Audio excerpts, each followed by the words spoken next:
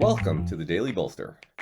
Each day we welcome transformational executives to share their real-world experiences and practical advice about scaling yourself, your team, and your business. Welcome to the Daily Bolster. I'm Matt Blumberg, the co-founder and CEO of Bolster, and I'm here today with my friend Sejal Shah Gulati. Sejal is the Chief Growth Officer at Now, which is a B2B fintech company serving SMBs. Sejal, it is great to see you. So nice to see you. So you have had a really interesting career. You have worked at small companies and massive companies. You've worked here and in India. And I wanted to key in on sort of one aspect of the arc of your career to ask you a question today. So while you were in India, and I think before you went to India, you had been working for Time Inc.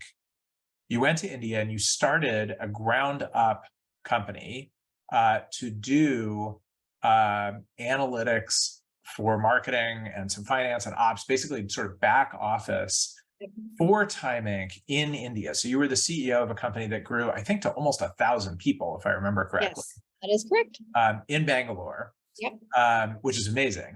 And I think the company then got sort of subsumed back into Time Inc. It was a standalone company and then was purchased by Time Inc. Time Inc. Okay. So my question for you is advice for U.S. entrepreneurs who are interested in offshoring large swaths of their back office. What are your top 3 things they need to think about? Number 1 is long game. Play the long game. You should think about your company as global. And India is a wonderful place to hang your hat or put your flag down, but it's a long game. And so I wouldn't think of it as short-term cost savings. I would think of it as long-term growth options. So that's my number 1. Okay. So we're playing the long game. We're in it for the next 20 years. Yes. What's number 2? Number 2 is choose the right leader. The leader needs to be essential to the management team. This is not your offshore leader.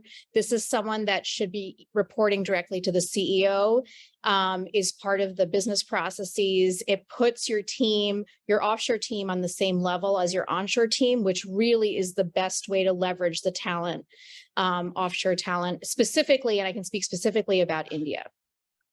Okay. And number 3? And number 3 is porous boundaries.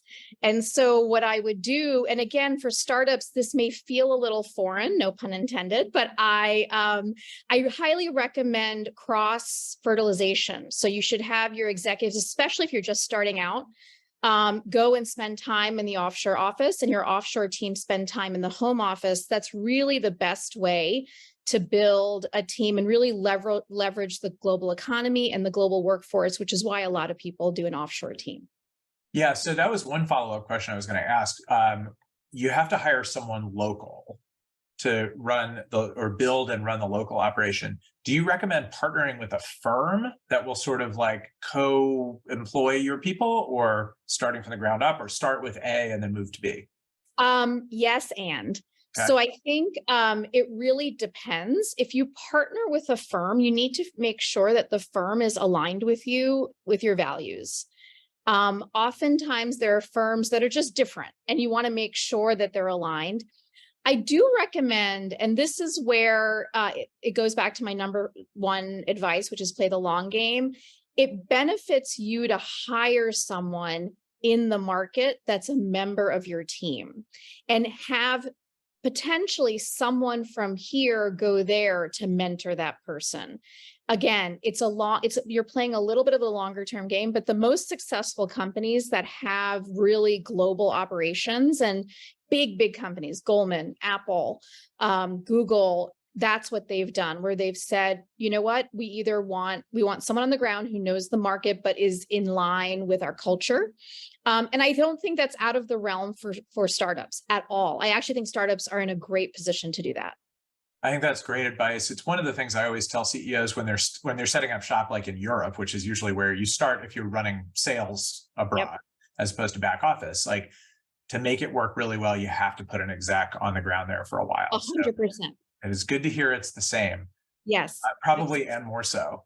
Yes. And it's about culture, which I know you talk about a lot. And I think The people that I've seen who thrive in a global environment put in the time to make sure that the culture is there and they have the right cultural fit. Sejal Shah Gulati on Going Global. Thank you so much for being here. Thank you. Thank you so much.